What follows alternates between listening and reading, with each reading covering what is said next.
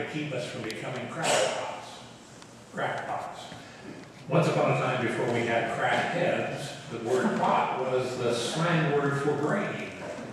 And if there were cracks in the brain, or if there were cracks in the skull that contained it, clearly there was a problem. If there were cracks in the brain or in the skull, something might leak out, something might get away. So if an idea or a behavior were crackpot, clearly something important had leaked out of it. Maybe some wisdom, maybe some common sense, maybe some truth. Something important had leaked out, and what was left behind was perhaps eccentric or foolish or crazy or warped. And if this became a way of life, if this became sort of a pattern, a habit that somebody followed for a way of life, if it became part of their identity, that person might become a crackpot. Although, girls and boys, please check with your parents before you start throwing that word around. Jeremiah almost used the word. He was writing about all of the craziness that had started to mark the people of Israel, all of the ways that the sense had sort of leaked out of them.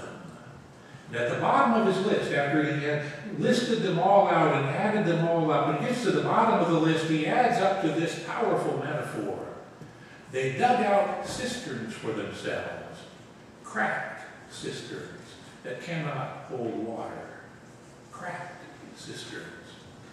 Now, cisterns are good things. They're good things for holding water. I remember in the old days when a lot of the farmhouses, at least, and maybe houses in town too, I don't know. I lived out in the country, so I don't know what life was like in town, but out in the country where sometimes the well wasn't the best, or the pump wasn't the best, or the situation could get a little iffy with the water, you had a cistern where you could collect rainwater, or you could pump water into it when the well was working well. So you had a cistern, some water stored up. Now the fresh water was always better. The water that was pumped straight out of the well, the water that was gushing up out of the spring, the fresh water was always better. But just in case the well went dry, just in case the pump broke down, just in case it didn't rain when you thought it needed to rain, a cistern was pretty good insurance, unless it was cracked. And Jeremiah is stunned at the people's choices.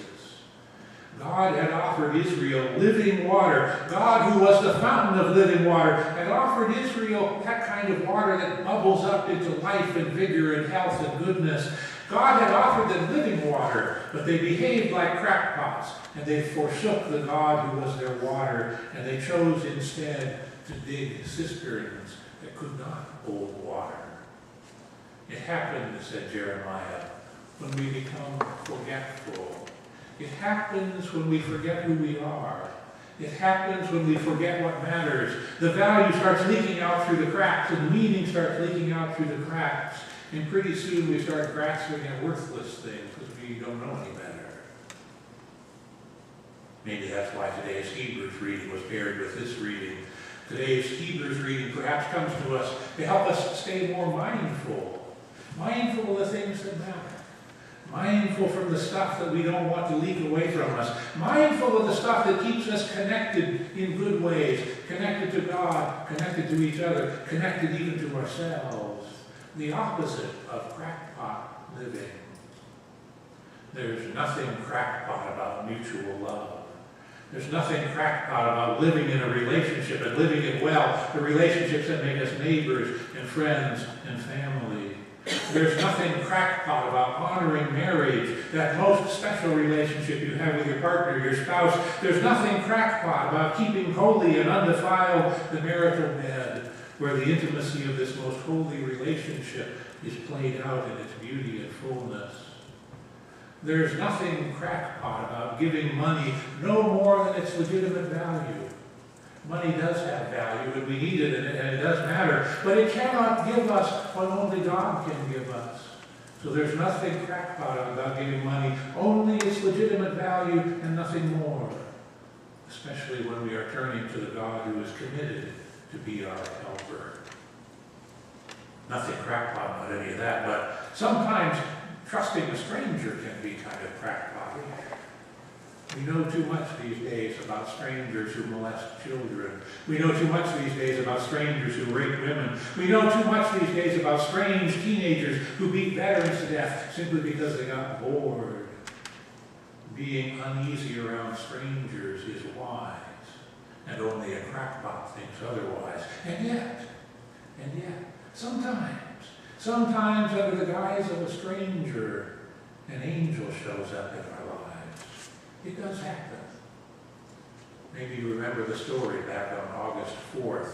A young woman was driving across Missouri and was in a horrific car accident.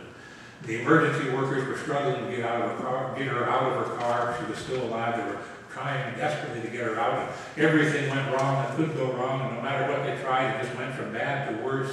And this thing went on and on and on. And now traffic is roadblocked for miles around. And the accident scene was very thoroughly cordoned off and was not accessible to ordinary public.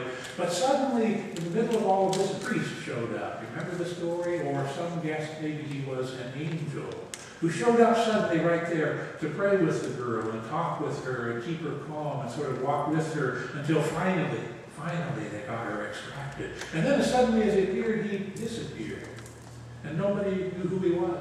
You remember the story. They looked through pictures that they had taken around the accident scene. Nobody could find his picture, even though he was a relatively obvious-looking character, the only one wearing one of these things. He should have been easy to spot in the picture.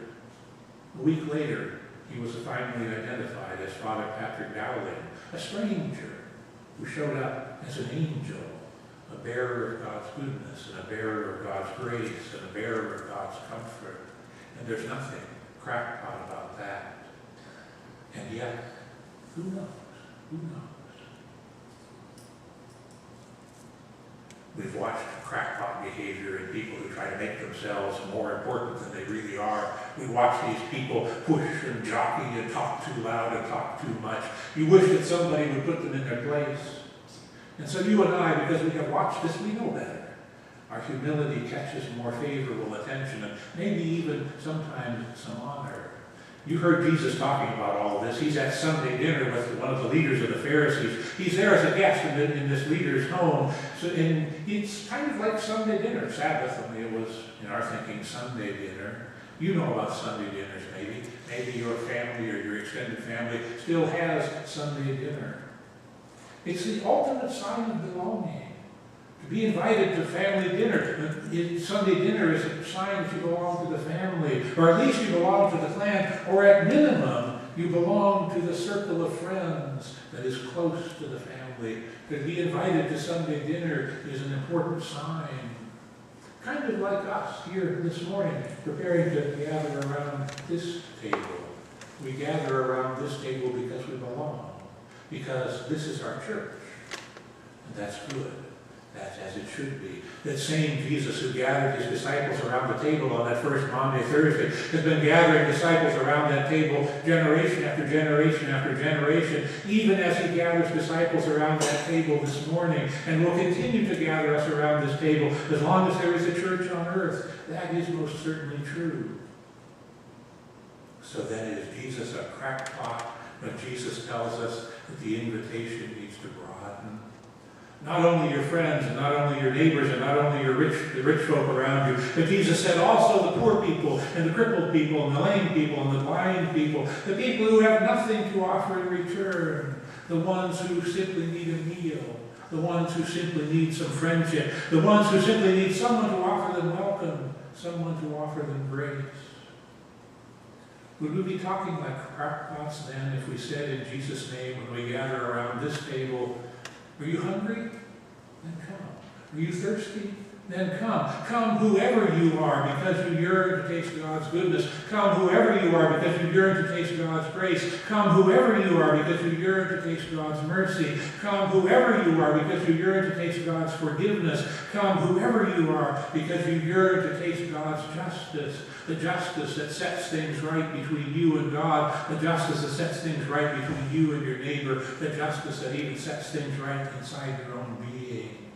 Would we be talking like crackpots if we simply said, come? Come to the fountain of living water. Come and be refreshed. Come and be renewed. Come and be healed. Come and be forgiven. Maybe so. Maybe so. But maybe that's not so bad. A while back, some friends turned me on to the music of Leonard Cohen. Any of you listen to his music? Steffi does. He's an old guy. I've said for years that old guys are anybody 20 years older than I am. And Leonard Cohen is an old guy by that definition, but still writing, still singing, still performing, still on the stage. His lyrics are dense and loaded, full of many biblical hints and allusions, and full of lots of erotic hints and allusions too. The refrain of a song that he has entitled Anthem has these words. Ring the bells that still can ring. Forget your perfect offering. There is a crack in everything. That's how the light gets in. Ring the bells that still can ring. Forget your perfect offering. There is a crack in everything. That's how the light gets in. Ponder those words for a minute, and then we will confess our faith. There is a crack in everything. That's how the light gets in.